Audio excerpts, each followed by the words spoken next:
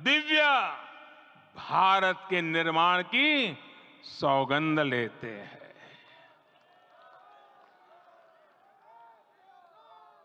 राम के विचार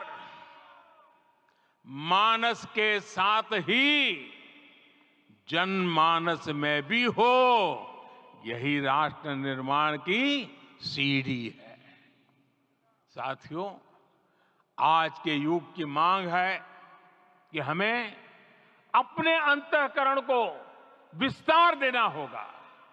हमारी चेतना का विस्तार देव से देश तक, राम से राष्ट्र तक होना चाहिए। हनुमान जी की भक्ति, हनुमान जी की सेवा, हनुमान जी का समर्पण, ये ऐसे गुण हैं जिन्हें हमें बाहर नहीं खोजना पड़ता। प्रत्येक भारतीय में भक्ति, सेवा और समर्पण के भाव समर्थ, सक्षम, भव्य, दिव्य भारत का आधार बनेंगे।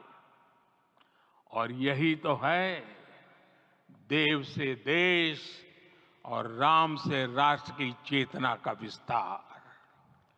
दूर सुदूर जंगल में, कुटिया में जीवन गुजारने वाली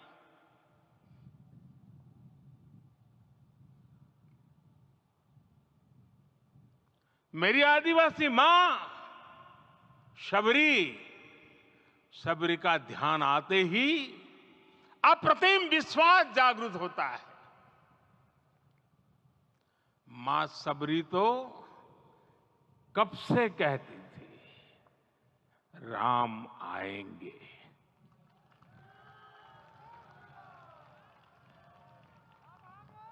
प्रत्येक भारतीय में जन्मा यही विश्वास समर्थ, सक्षम, भव्य भारत का आधार बनेगा।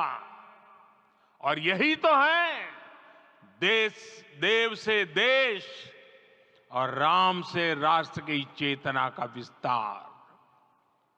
हम सब जानते हैं कि निषाद राज की मित्रता सभी बंधनों से परे है।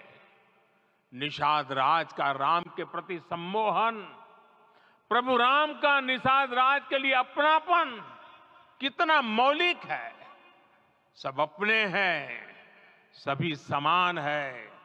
प्रत्येक भारतीय में अपनत्व की, बंधुत्व की ये भावना समर्थ, सक्षम, भव्य, दिव्य भारत का आधार बनेगी। और यही तो है देव से देश और राम से राष्ट्र की चेतना का विस्तार।